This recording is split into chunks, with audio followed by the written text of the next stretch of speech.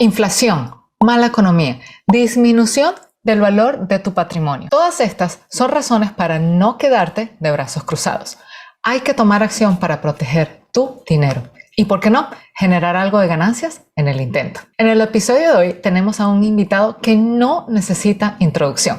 Él tiene más de 400,000 suscriptores en YouTube y es experto en el tema de las inversiones en la bolsa de valores. Y él está aquí para compartir con todos nosotros sus secretos para que tú puedas invertir en la bolsa de valores como todo un experto.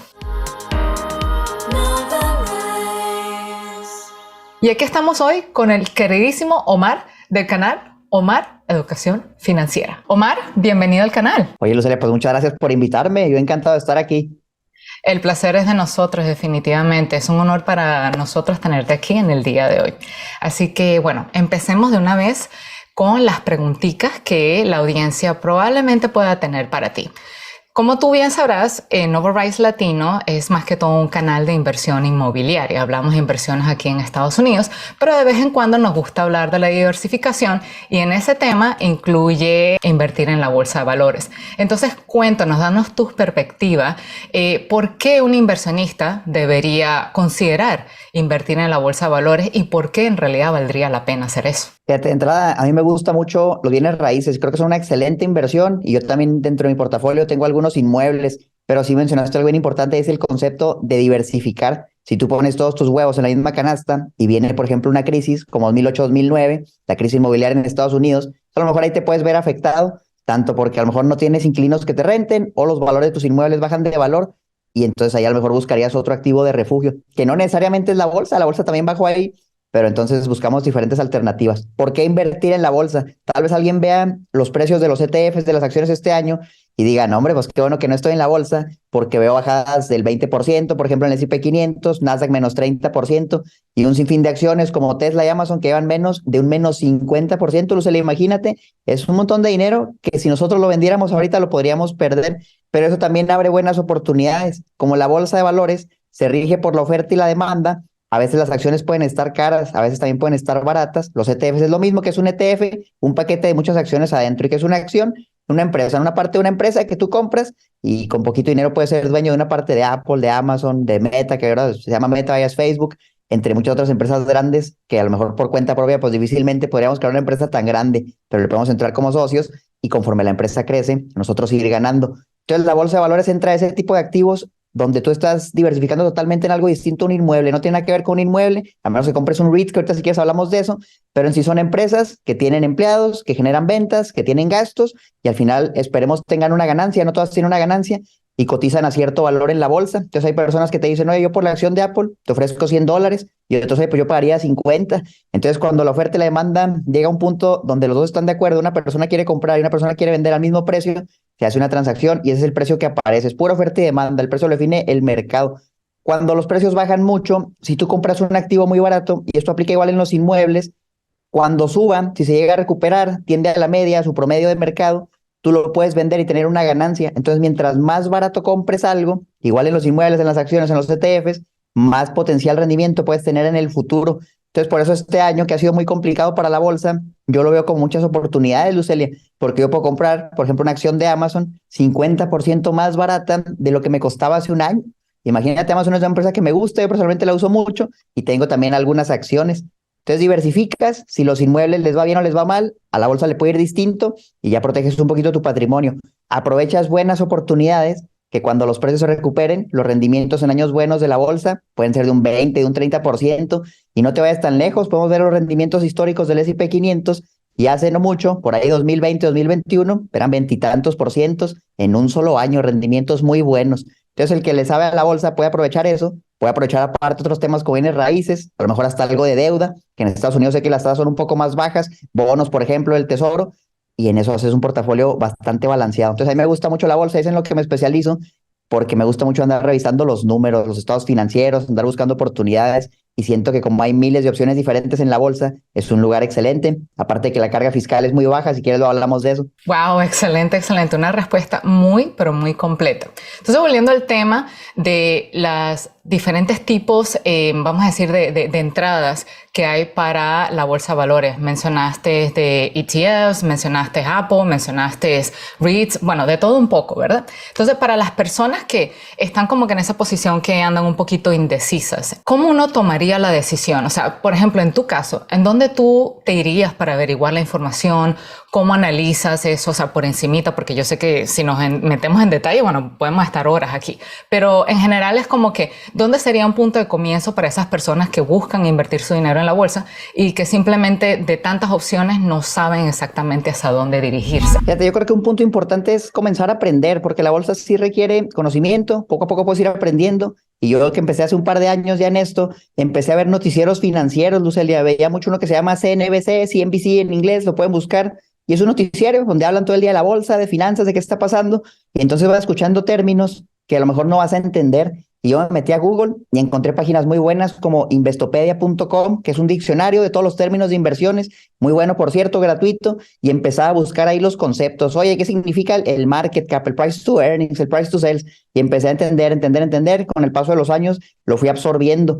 Ya entendiendo un poquito, oye, pues hay un montón de oportunidades, ¿no? Miles de acciones, miles de ETFs, que son muchas acciones en un paquetito, y a lo mejor algunas decenas, si no es que cientos de REITs también. ¿Cómo sabes en qué empezar? Yo lo que les sugiero, Lucelia, si van comenzando, comiencen con lo más sencillo, lo que no requiere tanto tiempo, tanto análisis y que probablemente te dé un resultado decente. Por ejemplo, en Estados Unidos se usa mucho los ETFs del S&P 500. Yo incluso para mi retiro, yo vivo en México, compro cada mes ETFs del S&P 500 y nada más los acumulo. Los acumulo, tengo una cuenta con beneficios fiscales que de aquí a los 65 años yo lo voy a poder retirar.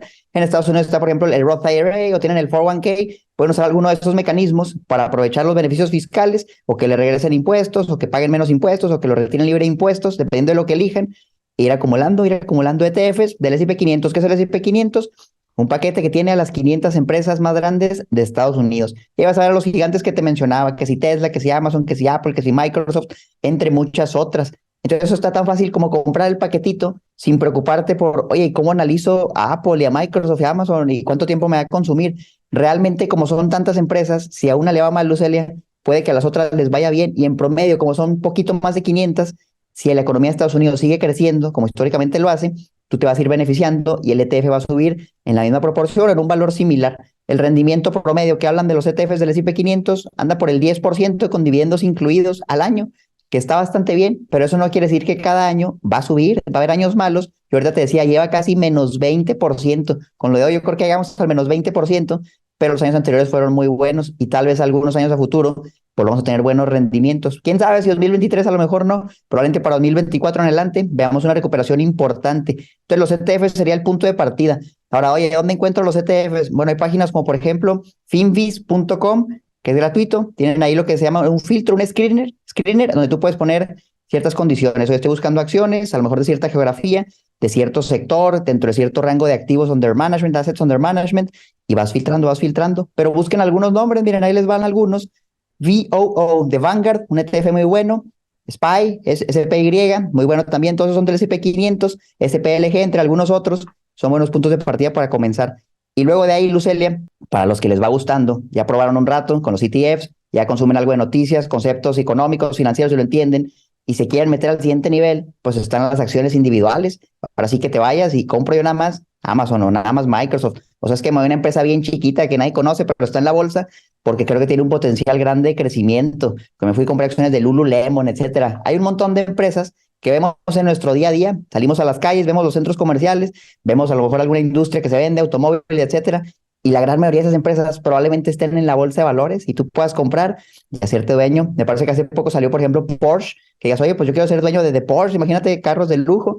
También ya se puede invertir entre muchas opciones. Nada más que ahí, Lucelia, sí requiere un conocimiento ya más avanzado, porque si te vas a ciegas, tú puedes decir, por ejemplo, yo tengo una lavadora Whirlpool, marca Whirlpool, y voy a comprar acciones pues porque la lavadora está buena, me gusta. Ese puede ser un buen punto de partida, pero lamentablemente a lo mejor la empresa tiene malos números, a lo mejor no tiene ganancias, tiene pérdidas, tiene poco efectivo y mucha deuda, y en la recesión a lo mejor las personas ya no van a querer la super lavadora, por decir algo, una tesis sencilla. entonces vale la pena analizarla a detalle antes de invertir, porque si compras una mala empresa, te puede ir muy mal y puedes perder todo tu dinero. Aquí el riesgo sí se puede considerar alto dependiendo de lo que compres, moderado o alto, porque el riesgo es que pierdas todo lo que inviertes, Lucelia. Ustedes que están acostumbrados a los bienes raíces, la verdad es que es difícil que te diga, oye, compra un inmueble y vas a perder el 100% de tu inversión. Es casi imposible, la verdad. Pero en acciones, si una acción se declara en bancarrota, puedes perder todo, puede llegar a centavos sobre el dólar y pierdes prácticamente todo. Nada más que está también el otro lado de la moneda. Lo que puedes perder es lo que inviertes, pero lo que puedes ganar, Lucelia, es infinito. Una acción puede subir 100%, 200%, 1000%. Hace no mucho, busquen por ejemplo la acción de Tesla y esa acción llegó a tener como más 2000%. Y ahorita la historia cambió un poco, ahorita lleva en este año como menos 60%, pero aún así los que lo compraron ahí en 2018, 2019, probablemente tengan un rendimiento exagerado. Es algo atípico, no es común, pero de repente salen lo que yo llamo tesoritos escondidos, empresas que compraste a buen precio, explotaron y tú las vendes, puedes ganar mucho dinero. Wow, una explicación súper completa, literalmente desde principio a fin, para los que están empezando hasta los que tienen más experiencia. Muchísimas gracias, Omar. Por lo que tengo entendido, ya basado en tu explicación, parece ser que la inversión en la bolsa es posible prácticamente para todo el mundo. Lo más importante es educarte en el tema, hacer tu estudio de mercado y no entrar a ciegas, no entrar, en tu caso, de la nevera Wilper, solamente porque, a mí me gustó esta lavadora y ya, está bien, tienen un producto muy bueno, pero cómo está la compañía financieramente, la cual de una manera u otra se traduce igual en la inversión de los inmuebles. ¿Te está generando o no te está generando dinero? Porque puedes tener la casa más bonita de la cuadra, pero si todos los meses estás poniendo de tu bolsillo y tienes que estar trabajando para mantener, entonces al final del día como que no es muy rentable, ¿no? Entonces, la siguiente pregunta que te voy a hacer, de una manera u otra ya la respondiste en toda la explicación que diste, pero igual la voy a hacer por si acaso alguno de nuestros suscriptores a lo mejor como que se le pasó por alto, ¿no? Mencionaste algo acerca de los altibajos del mercado. Tú puedes invertir $100 hoy y dentro de unos días puedes hasta perder el 50%, pero si dejas pasar otros días, entonces ya puedes que hayas incrementado el 200% en ganancia. Entonces todo es posible, todo es válido en la bolsa de valores. Pero para aquellas personas que a lo mejor están invirtiendo con el propósito de depender de ese dinero, aunque yo sé que tú mencionaste que lo ideal es invertir con dinero que uno sepa que puede vivir sin eso, pero vamos a estar claros que a veces el inversionista puede ser un poco emocional, ¿no? A veces es muy fácil dejarse llevar por la emoción del momento. ¿Qué consejos tendrías tú para ellos para poder manejar mejor esos altibajos? En especial ahorita que, bueno, estamos viendo bajones grandes en la bolsa de valores. Mira, Lucía, la realidad es que sí es posible, todo lo que comentas es posible, que una acción de repente en un par de días baje 50%, solo 50%, tendría que ser una acción muy volátil. Obviamente, si te das una acción a lo mejor mucho más grande, pues es difícil que en un par de días haga tanto movimiento, pero sí puede pasar, la verdad es que sí puede pasar. Yo me acuerdo, por ejemplo, con las acciones de Meta, yo tenía acciones de Meta, llegó un reporte trimestral y en un día, Lucelia, es Facebook, imagínate, Facebook, Instagram, pues quién diría que en un día podía bajar 20% y pasó. Y a los 3 meses reportó y bajó como otro 15%. Entonces sí puede pasar y para alguien que tiene a lo mejor ya un patrimonio considerable en la bolsa, pues puede ser impactante, ¿no? Oye, como mi dinero, yo lo veo en papel y ya vale mucho menos, ¿no? Si lo vendiera podría perder ese dinero. O por el otro lado, como mi dinero ha crecido, si me ha ido bien, dependiendo de lo que compremos. Pero cómo manejamos esas emociones. De entrada, me encantó lo que comentabas, el horizonte de inversión. Yo siempre que hablo de la bolsa les digo, por favor, si van a poner dinero, que sea dinero que pueden dejar 3 años, 5 años, un plazo largo. La bolsa de valores yo no la considero para invertir a corto plazo. Oye, este dinero lo voy a usar en 3 meses, déjame lo meto a la bolsa para comprarme un carro en lo que junto el enganche y luego lo saco. No, porque probablemente si en 3 meses a la bolsa le va mal, que es algo muy posible, tú lo vas a vender más barato y vas a perder dinero. Oye, lo voy a dejar 6 meses porque estoy juntando para el enganche de mi casa. Tampoco, porque los activos en plazos de tiempo cortos, la verdad es que puede que les vaya mal. Puede que tengas suerte y puede que suba y sí ganes, pero eso es meramente suerte. En plazos cortos, la verdad es que es imposible saber qué va a pasar. Pero cuando tú ves el histórico de muchos años de, por ejemplo, ETFs del mercado como el S&P 500, que representa a la economía de Estados Unidos en gran mayoría, tú vas a ver que en plazos largos, aunque venga una recesión, aunque venga una gran recesión, una depresión, una crisis, en el plazo largo se sigue recuperando. Y vamos a volver al ejemplo de, por ejemplo, 2008-2009, Lucelia, donde la bolsa de valores cayó como un 30%, si no es que más, a lo largo de como 2 años. Fue un plazo lento, lento, lento, y bajaba, y bajaba, y bajaba. Pero de ahí en adelante, de ahí como hasta el 2020 que vino el COVID, la bolsa es que subió de manera ridícula, ridícula. Y ahora sí que hasta si le hubieras aventado dardos a algunas acciones para elegirlas, te hubiera ido bien. La verdad es que casi todo subía y te iba bien. Luego vino el COVID, vino una bajada muy importante. A eso me tocó vivirla en carne y hueso. como un menos 20% en 1 o 2 semanas en general, y era algo catastrófico, todos los noticieros salían en rojo y las bajadas y las personas estaban asustadas, y yo también, y decía, oye, pues ¿qué está pasando? ¿Será que esto realmente se va a recuperar o no? Resultó que ya la historia la sabemos, fue una recuperación rápida, la Reserva Federal de Estados Unidos bajó las tasas a cero, la recuperación fue inmediata, empezaron a dar los estímulos checks y la bolsa subió y cerró el año 2020 con un rendimiento muy positivo, a pesar de que todavía estaba el COVID. 2021 todavía estaba el COVID y tuvo un rendimiento maravilloso la bolsa. ¿Por qué es esto? Porque los inversionistas siempre tratan de ver a futuro. Lo que vemos hoy en la bolsa son precios de lo que creemos que va a pasar en el futuro. Ya sabemos que a lo mejor va a venir una recesión, pero eso posiblemente ya esté considerado en los precios, porque los inversionistas ya lo están viendo a futuro. Nada más que a veces nos equivocamos y creemos que va a pasar algo y resulta que no. Entonces, esa volatilidad hace que el mercado no siempre cotice a lo que debería cotizar. Y es lo mismo en un inmueble. Me encantaba que ahorita mencionabas, puedes tener la mejor casa de la cuadra, ¿y qué tal si esa casa tiene un valor a mercado de $300,000, por poner un ejemplo, pero te la están vendiendo a $2 millones? Y tú que sabes de inmuebles, decir, oye, pues esto con el flujo que me genera, la verdad es que no tiene sentido, es un precio muy alto. Y a lo mejor alguien le dice, bueno, en vez de 2 millones, te la vendo a 1 millón. Y alguien que no sabe dice, me la bajaron 50%, es una gran oferta, pero el valor real era de 300,000, sigue estando muy caro. Y si tú compras un activo muy caro, difícilmente vas a ganar dinero, puede que hasta pierdas dinero. Y es lo mismo en las acciones. Si tú compras una buena empresa, vamos a decir que está Tesla, excelente empresa, oye, a todos les gustan los autos eléctricos en el futuro, etcétera, pero ¿qué tal si te la dan extremadamente cara? Lo mismo va a pasar, la acción, como ya pasó, se puede llegar a desplomar un 60% ya ahorita, imagínate, ¿quién se lo iba a imaginar? Los que sí entendían los números, porque ahí estaban desde hace mucho. Entonces, ¿cómo manejas las emociones? La respuesta concreta, de entrada, sabes que es dinero que si lo pierdes no te va a afectar, porque vas a largo plazo, porque no es la colegiatura de tus hijos, no es para el enganche de tu casa, no es para comprar la despensa del siguiente mes. Entonces ya estás tranquilo porque ese dinero lo puedes arriesgar y sabes a lo que vas, sabes que puede haber riesgo. Si tú ves la bajada, que eso también te va a pasar, y a lo mejor ya tienes hasta un par de años invirtiendo, ya tienes un monto ahí considerable que dices, oye, si yo pierdo esto, pues no lo puedo reponer con la siguiente quincena, mi siguiente pago, se me va a tardar a lo mejor años. Ahí lo que necesitas es diversificar también, porque lo que les decía al inicio es no tengan todo su dinero aquí, ya que va a ser bien difícil recuperarse una pérdida grande. Y eso es algo que me gustaría hacer énfasis, Lucelia. Si tú pierdes, por ejemplo, el 10%, vamos a decir, inviertes $100 y pierdes el 10%, ahora tienes 90. Pero si tú ganas el 10% de 90, ahora tienes 99. Fíjate cómo bajó 10, subió 10 y tú dices, a lo mejor ya queda igual, pero no. Si tú pierdes los 10 y luego recuperas el 10%, al final terminas nada más con 99, te falta $1 todavía. Te quiere decir que tienes que ganar poquito más de lo que perdiste en porcentaje para quedar tablas, para quedar igual. Y entonces cuando la pérdida se hace más grande, por ejemplo, si tú pierdes 50% de $100, de 100 pasaste a 50, pero si ganas el 50% de los 50 que tienes, ya nada más tienes 75, tienes que ganar ahí el 100% de 50 para volver a los 100. Entonces, mientras más grande es la pérdida, más difícil va a ser recuperarte.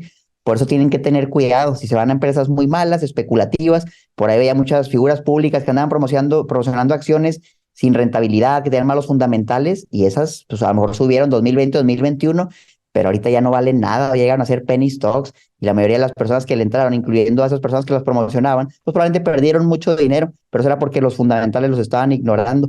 Entonces, en sí, yo te diría también, ve el plazo largo. Si bien este año yo puedo decir, oye, yo tengo números negativos, menos 20, menos 30% en mis inversiones, me pongo a ver atrás, oye, pero ¿cómo me fue? 2019, 2020, 2021, 2018, y ya ves el panorama completo, ¿no? Y dices, bueno, pues a lo mejor en promedio, de todas formas tengo un rendimiento razonable a pesar de esta bajada. Es difícil, no es para todos, y lo que les sugiero es no ver su celular todos los días. Es una mala costumbre. Oye, tengo acciones en la bolsa y déjame me levanto y veo cuánto valen. Y en 5 minutos, oye, déjame, me voy al baño y veo cuánto valen para que no me vea mi jefe en mi trabajo. Pues no, o sea, realmente como son a largo plazo, tú las puedes comprar y las debes dejar ahí un buen rato. Y si son acciones, a lo mejor cada 3 meses le das seguimiento al reporte, pero ¿para qué estarlo viendo diario? No te genera estrés, te genera incertidumbre. Mejor vive tranquilo y deja tus inversiones ahí a un lado y luego las vas checando progresivamente. Los ETF los puedes dejar más tiempo, no los tienes que checar tan seguido, dependiendo de cuál compres, y eso te va a dar más tranquilidad. Yo te diría, cuando te afecta mentalmente, mejor salte, porque eso no es el objetivo de las inversiones en la bolsa, ¿no? Mejor busca una manera que estés más tranquilo, pero si tú ya sabes a lo que vas y eres fuerte mentalmente, cuando veas una buena bajada, tú lo vas a ver al revés. ¿Qué hace la mayoría de los usuarios? Cuando ve una buena bajada, se asusta y se sale, vamos a correr, vamos a vender mis inversiones antes de que pierda todo, porque se viene el fin del mundo. Así lo vas a ver los noticieros, pero las personas que sabemos, podemos ver que si lo analizamos bien, encontramos una buena oportunidad, podemos aprovechar y comprar más. ¿Quién va a comprar más, Lucelia? Cuando algo está bajando, ¿no? Suena hasta loco, ¿no? Contradictorio. pero la realidad es que ahí es cuando más dinero se gana, porque compras el activo más barato y puedes tener un rendimiento mayor. Excelente pedagogía, súper, súper completa. Muchísimas gracias por la explicación. Tenemos personas de todos nivel de conocimiento, ¿no? Entonces tú, durante la elaboración de tu respuesta, mencionaste mucho el concepto de los fundamentales. ¿Sería posible que por favor nos explicaras un poquito para los que están empezando el significado de esa palabra? Por supuesto, mira, ¿qué son los fundamentales? Son los números. Una empresa tiene tres estados financieros, ¿sí? El estado de resultados, se llama income statement en inglés, el balance general o balance sheet, y el estado de flujo de caja o cash flow statement. Todas las empresas que cotizan en la bolsa tienen los mismos tres estados financieros y te los van a poner de manera pública. ¿Qué hace, por ejemplo, el estado de resultados? Te dice cuánto vende la empresa, cuántos gastos tiene y al final cuánto está ganando o cuánto está perdiendo. Entonces, cuando una persona sabe leer el estado de resultados, ya sabe, oye, mira, esta empresa vende 100,000 millones, se gastó 30,000, le quedaron 70,000 de ganancia, a lo mejor antes de impuestos, luego pagó impuestos y le quedaron 50,000, por decir algo. Es una empresa que sí es rentable. Y viene el histórico de muchos, muchos años de historia, desde que la empresa salió a la bolsa hasta la fecha, te lo publican cada 3 meses, te lo publican cada año. Entonces, ¿cuál es un ejemplo de buenos fundamentales? Es una empresa que año con año va creciendo sus ventas, que año con año va creciendo sus ganancias, una empresa buena, pero no quiere decir que ya por eso la vas a comprar. Te vas, por ejemplo, al balance general y ahí que vas a ver cuánto tienen en activos y en pasivos. Oye, pues tenemos esto en propiedades, en dinero en efectivo, en inversiones a corto plazo, largo plazo, pero también tenemos deudas, tenemos que pagar a proveedores, tenemos deudas con los bancos, por ahí hicimos algunos pagos a los empleados a futuro con acciones, por ejemplo, todo eso se va registrando, de tal manera que tú vas a ver cuánto tiene la empresa y cuánto debe, y al final cuando lo restas te da lo que es el patrimonio o el equity. Por ejemplo, si lo ven en un inmueble, imagínate que tú compras un inmueble, pero usas un crédito bancario. Sí, das el 20% de down payment, el enganche, y el otro 80% lo sacas financiado con el banco. Ahí tienes un pasivo del 80% del inmueble, tú tienes el activo del 20%. Lo mismo es en una empresa. Si tú tienes mucho más deuda que efectivo, y luego aparte la empresa está perdiendo dinero, vas a decir, híjole, ¿cómo le van a hacer? ¿No? ¿De dónde van a sacar dinero? Entonces tú puedes ver con el efectivo que se tiene contra la deuda, cuánto tiempo podría sobrevivir la empresa, por ejemplo. Vamos a decir que la empresa tiene 100 millones de dólares y está perdiendo 10 millones al año. Dices, bueno, si se mantuviera constante, pues le da para 10 años para poder vivir con lo que ya tiene, pero después de eso, o va a tener que juntar más deuda, o va a tener que emitir acciones para juntar dinero y sobrevivir. Y eso se da mucho en empresas que operan bajo pérdidas, que invierten mucho en marketing, en marketing para crecer, y no les importa perder dinero porque saben que en el futuro puede que lo vayan a recuperar si les va bien. Esos buenos fundamentales y empresas con poca deuda y con mucho efectivo. Malos fundamentales, empresas con mucha deuda y que tienen bien poquito efectivo y que aparte están perdiendo dinero, como las que te mencionaba que había que promocionar mucho hace poco y les fue terrible y con debida razón. Y luego está el estado de flujo de caja, que te dice cómo se mueve el efectivo a lo largo del negocio. No es lo mismo el estado de resultados, que te dice cuánto gana o cuánto pierde, porque ahí vienen ciertos conceptos que se registran como pérdidas, por ejemplo, la depreciación, que realmente no es un gasto en efectivo que se hace, y eso tú lo conoces bien por el tema de los inmuebles, es algo muy usado el tema de la depreciación. En las empresas es lo mismo. Entonces, el estado de flujo de caja te dice literal cómo fluye el cash flow, el flujo, cómo va el dinero, qué es lo que entra, qué es lo que sale, y realmente si al final del periodo la empresa terminó con más o con menos efectivo. Y eso es importante porque una empresa que no tiene dinero, una empresa que a lo mejor no le va a poder pagar a sus empleados, que va a tener que recortar personal y las cosas pues pueden afectar su crecimiento, o si de plano no tiene dinero, pues puede llegar a quebrar, que es algo también posible, sobre todo en una recesión. Y luego hay muchos múltiplos, Lucelia, que salen de estos estados financieros, se hacen algunas divisiones, algunas multiplicaciones y salen las famosas razones financieras, que si divido el precio entre las ganancias y saco el price to earnings, el precio entre las ventas y saco el price to sales, diferentes indicadores que se calculan haciendo operaciones con base a estos números que te van a decir rápidamente, por ejemplo, si una empresa cotiza caro, si está barato, te da una buena referencia. Estos indicadores pueden ser engañosos porque si tú ves nada más uno, si tú dices yo nada más voy a ver el price to earnings y el que sea más bajo va a ser la empresa más barata y esa es la que va a comprar, eso puede estar erróneo porque, por ejemplo, eso no considera el crecimiento, que es el price to earnings, agarras el precio de la acción, lo divides entre la ganancia por acción y te da un número. Eso te dice si tú compraras la acción hoy y la utilidad se mantuviera constante, fue la utilidad de los últimos 12 meses la que usa para el cálculo, ¿cuántos años te tardarías en recuperar tu inversión? Entonces, por ejemplo, un price to earnings de 10, quiere decir que 10 años de utilidad te darían para recuperar el dinero que tú invertiste, pero si ves un price to earnings de 100, oye, te tardaría 100 años y puedes decir, eso es una locura, pero ¿qué tal si esa acción cada año crece 50% sus ganancias? Y dices, híjole, pues a lo mejor y sí me conviene. Entonces hay modelos matemáticos, que si el discounted cash flow, que si por múltiplos, que te van a decir por dónde debes comprar la acción, entre qué rangos, a qué precio está razonable, a qué precio está caro. Y eso ya es a lo mejor como el nivel más avanzado. O sea, ya cuando pasaste por todo lo anterior, terminas con tu modelo matemático, lo comparas con todo lo que es la parte de cualidades, la cualitativa, que te dice cosas que los números a veces no vas a ver en los números. Oye, pues quién es el equipo directivo, qué trayectoria tiene, su experiencia profesional, cuál es la competencia de la empresa, en qué mercado industria, mercado opera, vaya, si su industria va a tener crecimiento a futuro, o es una industria que ya va cayendo. Por ejemplo, si ahorita alguien me dice, oye, yo quiero invertir en una empresa que se dedica a producir impresoras porque el futuro es la impresión del papel, yo te diría, híjole, pues ya viene la firma digital de documentos, por ejemplo, ya a lo mejor es una industria que a menos que estuviera muy barata, yo considero que en 100 años no va a ni a existir.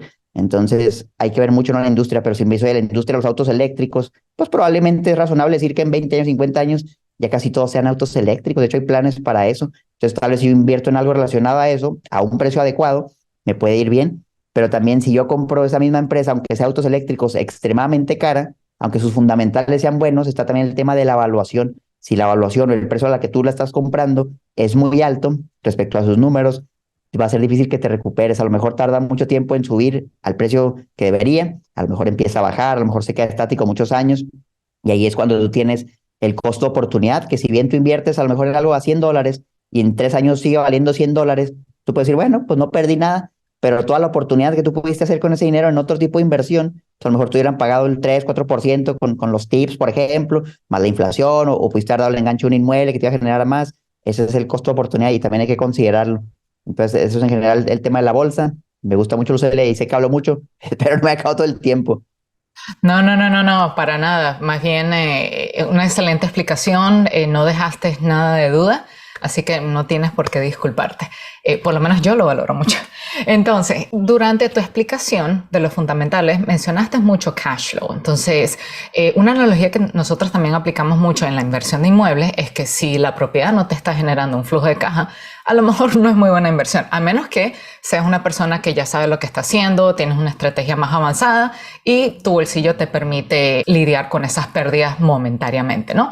Pero ahora, si yo agarro ese tema del cash flow y lo llevo a la bolsa de valores, la comparación que yo tengo para comparar acciones y casas es que una acción regular es como una casa que tú estás comprando y estás esperando obtener cierta plusvalía con el pasar de los años. Y los stocks que dan dividendos es como que el equivalente de las casas que uno está comprando para la inversión a corto plazo y bueno, eventualmente también a largo plazo que te está generando algún tipo de flujo de caja. En tu opinión, ¿qué es mejor de los dos? ¿Invertir en apreciación o tener algo de cash flow? O a lo mejor ambos, no sé, deleítanos con tu sabiduría. Fíjate que ese es un tema bien importante y que a simple vista hace mucho sentido, ¿no? Que compro una acción, aparte me paga el dividendo y luego la acción sube valor, suena maravilloso, pero ya cuando nos metemos en la teoría, nos vamos a dar cuenta que la realidad no es así. Cuando tú compras una acción, vamos a poner primero el caso del inmueble, ¿no? Tú compras un inmueble y lo rentas, y tú recibes una renta y eso para nada afecta el precio del inmueble. El inmueble puede valer lo mismo y tú cobras tu renta. El inmueble no baja de valor cuando recibes la renta, pero en una acción cuando tú recibes un dividendo, como la acción es una empresa que tiene algo de reservas en efectivo y sale dinero de la empresa para pagarte el dividendo, porque acuérdense que el dividendo es una repartición de las utilidades de la empresa, de un porcentaje de las utilidades se le reparte a los inversionistas, o a veces no nomás de las utilidades, sino lo que tienen ya guardado en efectivo. Entonces sale dinero del negocio. Y acuérdense que el valor de cualquier empresa está dado por los flujos futuros que te puede generar, que probablemente aplique lo mismo en inmuebles. ¿Cuánto me generan en el futuro? Y como eso puede asignarle un precio. Entonces, si está saliendo dinero de una acción, la acción debería valer menos. Y esto es algo que muchos no saben, Lucelia, pero en automático la bolsa de valores descuenta el dividendo del precio de la acción. Ahí te va un ejemplo. Una acción que vale $100 y te paga $5 en dividendo al año, que la verdad es algo muy alto, probablemente vas a ver acciones que te dan el 1%, el 2%, si no es que menos. Es difícil encontrar algo que te dé el 5, el 6%, hay poquitas, pero imagínate que si te lo dan o te dan $5, la acción que valía 100, su valor se ajusta automáticamente a 95 y ahora tienes 5 en efectivo, sumando los mismos 100. Entonces fíjate cómo realmente no es como la renta en un inmueble. A lo mejor tenías un inmueble que valía $100,000, te dio 5,000 en renta y ahora tienes 100,000 en el inmueble y aparte los 5 tienes 105. En la acción no, en la acción tienes los 95 más los 100, más los 5, perdón, y tienes los 100, no ganaste nada. Entonces nada más como que se mueve el dinero de la bolsa a tu bolsillo, pero luego todavía pagas impuestos, Lucelia, pagas el impuesto sobre el dividendo y hasta saliste perdiendo. Ahora, sí es cierto que a lo mejor te puede pagar un dividendo y la acción sube y dices, no, Omar, pues estás equivocado, porque he visto acciones que me pagan y luego aparte suben, pero eso es por la oferta y la demanda. el ajuste se hace en automático, pero como el dividendo es poquito, imagínate 1% al año, estás hablando de cada trimestre es como 0.25, pues eso en un día la acción lo puede subir o bajar y anular el efecto que te menciono, pero sí pasa de todas maneras. Entonces, si no hubiera oferta y demanda y solo fuera el puro dividendo, el precio se descontaría, el pago del dividendo se descontaría el precio de la acción. Por eso a mí no me gusta, porque aparte solo te cobran impuestos y sales con menos. El dividendo a mí no me gusta, no sería algo por lo que yo compraría una acción. Sin embargo, hay buenas empresas que tienen buenos fundamentales, que están a buen precio y aparte pagan un dividendo. Bueno, pues no tiene de malo, es un extra que ahí va a estar, pero no sería la razón por la que yo lo compraría. Y hay personas que se enfocan en estrategias de ingresos pasivos, ¿no? Comprar acciones con dividendos y dice, bueno, pues de eso voy a vivir y me dando el dividendo. Pero la realidad es que si ven la plusvalía en acciones de dividendos pagan muy altos dividendos, usualmente no es mucha.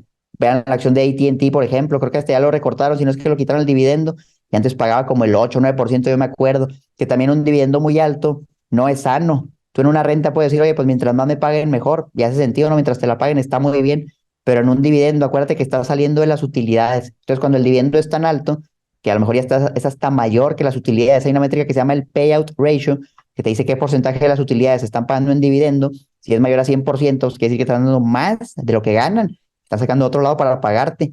Eso en el largo plazo no es sustentable y lo van a recortar. Los dividendos los pueden recortar, los pueden quitar a criterio del board, ¿no? Board of Directors, de la mesa directiva. Ellos van a decidir qué hacer. Entonces, no es que sean malos, a mí la verdad no me gustan mucho, no sería mi principal estrategia de inversión, pero sí hay que entender bien, ¿no?, cómo funcionan y no se vayan a llevar por, oye, me paga y aparte sube, no necesariamente. Wow, aprendí algo nuevo hoy, ¿eh? Verdad que muchísimas gracias. Tengo la oportunidad de entrevistarte y al mismo tiempo aprender. Entonces, excelente, excelente. Ahora, la siguiente preguntita que tengo para ti, ¿no? Ambos, si no me equivoco, tenemos seguidores de todas partes del mundo. Y dependiendo de la locación en donde ellos estén, siempre por ahí veo un mensajito, oye, esto sirve para España, oye, esto sirve para México, este conocimiento que me compartes sirve en Estados Unidos. ¿Qué consejo les darías? Porque diría yo que estos conceptos fundamentales, como dijiste, se aplicarían a nivel mundial.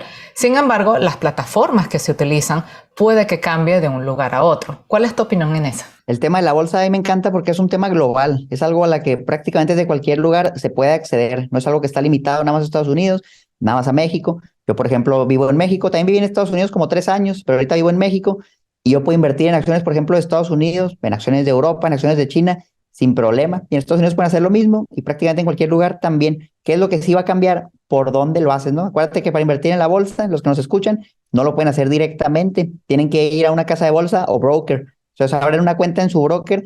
Si, por ejemplo, su país tiene una bolsa de valores, ahí a lo mejor hay ciertas casas de bolsa que pueden usar. Por ejemplo, en México se habla de un GBM, de un Bursanet. En Estados Unidos es popular y todo cuentas en Fidelity, en Schwab, y hay muchos brokers. Entonces, todos hacen lo mismo al final, te permiten acceder al mercado de valores. Si tú vives en otro país, a lo mejor alguien nos escucha de Sudamérica y dice, ¿sabes qué? Es que aquí no hay bolsa de valores, entonces, ¿cómo le hago? Bueno, los mismos brokers como Schwab, como First Trade, por ejemplo, que son de Estados Unidos, ofrecen cuentas internacionales. Interactive Brokers es otro que sé que tiene mucha fuerza en todo el mundo. Abren una cuenta ahí y ya ven los detalles, ¿no? Que si le tengo que transferir en dólares, que si en mi moneda y luego me la convierten, pero ya van a poder acceder al mercado de valores también, comprar acciones, ETFs, los REITs también, que es un tema a lo mejor interesante. Tal vez luego te invitaré a mi canal, Lucelia, para que hablemos de eso, porque es algo ya muy relacionado a los bienes raíces, ¿no? Invertir por medio de la bolsa en bienes raíces, algo que también me interesa bastante. Y sí, sí se puede, o sea, desde donde estés sí se puede. Habrá ciertas restricciones de que montos mínimos, pero en sí el proceso sí es posible y también con montos bajos, ¿eh? Porque no lo he mencionado tan claro, pero ¿cuánto necesitas para invertir en la bolsa? La realidad es que hay acciones que valen menos de $5, $10, $20, y va a haber acciones que llegaron a estar a lo mejor en $3,000. Por ejemplo, me acuerdo cuando Amazon estaba muy caro y luego lo fraccionaron. Entonces hay para todos.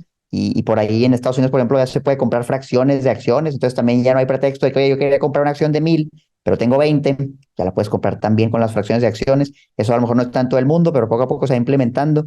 Yo creo que es algo a los que todos pueden acceder y sí creo, Lucelia, que todos deberían tenerlo en su portafolio en mayor o menor medida, porque también los beneficios fiscales, quiero platicar un poquito de eso, es algo enorme. O sea, está lo que se llama capital gains, ¿no? Le dicen en Estados Unidos y ahí tienen el short-term capital gains, long-term capital gains. Si tú Correcto. conservas un activo por más de un año, pagas mucho menos impuesto y si tu ingreso es bajo ante el gobierno, a lo mejor ni pagas impuesto. Es lo mismo en la bolsa, tú no pagas el impuesto hasta que lo vendes. Entonces, imagínate yo que acumulo ETFs de aquí a 30 años, cuando me voy a retirar, pues no va a pagar nada de impuestos sobre lo que suba, no sobre la plusvalía, sobre el dividendo si se paga, eso no lo puedes evitar, pero usualmente es poquito. porque el dividendo no es mucho. El capital gain es lo que va a hacer la mayoría de tu rendimiento en plazos largos. Entonces tú puedes controlar cuándo vas a pagar el impuesto y luego lo puedes minimizar con estrategias de ese tipo. Cada país pues, va a tener algo distinto. En México no está como tal eso. En México se paga el 10% sobre la ganancia después de la inflación, que es muy bajito también, la verdad. Entonces son instrumentos muy buenos que tú si tienes, por ejemplo, un empleo, tú pagas mucho más impuesto que lo que paga alguien invirtiendo en la bolsa y dejándolo más de un año, aunque él gane mucho más que tú. Creo que por ahí hay un ejemplo de Warren Buffett que dice que paga menos impuesto que su secretaria. Y Warren Buffett, pues imagínate, maneja miles de millones de dólares. ¿Cómo va a pagar menos impuesto que su secretaria? Pero en porcentaje, aprovechando eso, sí paga menos. Muy cierto eso. Todo tiene que ver con la estrategia. A la final del día no es tanto lo que uno genera, sino cuánto uno logra mantener en casa, ¿no? Muy interesante la conversación, tienes mucho conocimiento obviamente, la verdad es que me deleita poder tener la oportunidad de seguir aprendiendo de ti. Pero ahora vamos a cambiar el switch, por decirlo así, y aprendamos un poco más acerca de ti como persona. Cuéntanos, Omar, de tus principios, cómo te metiste de lleno en todo este mundo de las inversiones, tanto las inversiones en la bolsa, inmobiliarias, o si tienes algún otro tipo de interés que te gustaría compartir con la audiencia. Fíjate que mi historia es muy peculiar porque yo empecé ya hace muchos años, cuando estaba en la universidad, no estaba estudiando en la universidad, tuve que endeudarme para poder estudiar en la universidad que estaba y cuando me gradué salí con una deuda muy grande, que es un caso que yo creo que muchos en Estados Unidos se van a relacionar, ¿no? Sales con el student loan, student debt, tienes que pagar una la nota y tienes que conseguir trabajo porque vas a empezar a pagarlo. Bueno, vas a cuenta yo salí igual, pero fíjate que a pesar de salir con una deuda muy grande, y eso fue como en 2016 cuando me gradué de la escuela, conseguí un trabajo, afortunadamente iba pagando mi deuda, pero lo que hice fue endeudarme más, Lucelia. Dije, mira, tuve mi primer trabajo, déjame, me compro un carro nuevo en agencia, pero con crédito. Entonces tenía la deuda del student loan, que era muy fuerte, y sobre todo en México eran montos muy grandes, y luego aparte saqué un carro de agencia, y aparte usaba tarjetas de crédito, y los usaba para salirme de fiesta, para irme, no me importaba, no sabía administrar el dinero, porque en mi casa pues nunca me enseñaron. Entonces cuando llegué a estar en esa situación donde tenía muchas deudas, y vi que gran parte de mis sueldos iban a pagar mis deudas, me di cuenta que no me gustaba, dije, pues yo no quiero estar así toda la vida. Entonces empecé a buscar maneras de cambiarlo, ¿no? Y fue donde empecé a aprender sobre finanzas personales, sobre hacer un presupuesto, sobre administrar el dinero, sobre pagar tus deudas, y lo fui haciendo. Y me tardé un par de años, la verdad es que pues no fue magia, no fue algo que hice rápido, me tardé un par de años en liquidar mis deudas, y cuando por fin las liquidé, dije, ¿ahora qué voy a hacer con ese excedente que tengo? Ya que antes destinaba una gran parte de mi sueldo a pagar la deuda, me acabé la deuda y me queda el dinero disponible. Dije, pues lo tengo que hacer crecer, a ver qué puedo hacer. Entonces empecé a investigar sobre inversiones. Por ahí me fui a vivir a Estados Unidos y eso me ayudó mucho porque la verdad es que en Estados Unidos hay mucha información de inversiones, Lucele. Entonces mucha información de la bolsa, de inversiones en bienes raíces. Tú eres gran contribuidora del mismo. Entonces las personas tienen el acceso al conocimiento. Pero yo me di cuenta que en México no había nada de eso. O sea, nadie te enseñaba eso. Las personas no sabían usarlo. Entonces dije, ¿sabes qué? Yo aparte de lo que estoy aprendiendo, quisiera compartirlo con las personas. Y fue donde empecé el canal hace como 4 o 5 años y empecé a compartir lo que aprendía sobre inversiones en todo, de finanzas personales, deudas, inversiones en la bolsa, me metí a todo y me gustó tanto que yo diría que me obsesioné y dediqué mi vida desde ese momento a esto, a buscar inversiones, cuál es la buena inversión con nivel de riesgo, entender y explicar. Entonces me gustó mucho y afortunadamente me empezó a ir bien y como ya tenía las bases, que era el hábito del ahorro, el hábito de no endeudarme, conforme mi ingreso fue aumentando con el paso de los años, cada vez puedo invertir más y meterme otras opciones, como por ejemplo bienes raíces, que a veces al principio muchos piensan que es prohibitivo o no. Eso lo veremos a lo mejor en otro episodio, porque tú nos dirás si es cierto. Y así fue la historia, y ahorita pues ya tengo muchos años invirtiendo, me ha ido bien, y la verdad es que me gusta mucho ver personas que me dicen, oye, Mario, yo te sigo hace 2, 3 años, y ya ahorita ya no tengo deudas, sabes que ya compré mi primer casita, o ya tengo algunas acciones, yo tengo un fondo de emergencia, porque son cosas que sí sirven, vaya, que todos los podemos aplicar poco a poco. Ahora sí quiero dejar algo bien en claro, porque a veces me dicen, oye, Omar, es que lo que tú me dices es para que me haga rico rápido, me voy a hacer rico luego con las inversiones. Pues la realidad es que yo creo que estás de acuerdo conmigo, Ursalia. No, la verdad es que no, o sea, las inversiones para hacerte rico rápido, pero sí puedes ir creando un buen patrimonio a largo plazo que poco a poco puede crecer y de repente a lo mejor si tienes un golpe de suerte y te da un buen empujón, pero no es un esquema de, oye, 60% anual sin riesgo y no, o sea, la verdad es que poquito a poquito se va haciendo mucho. Roma no se hizo en un día.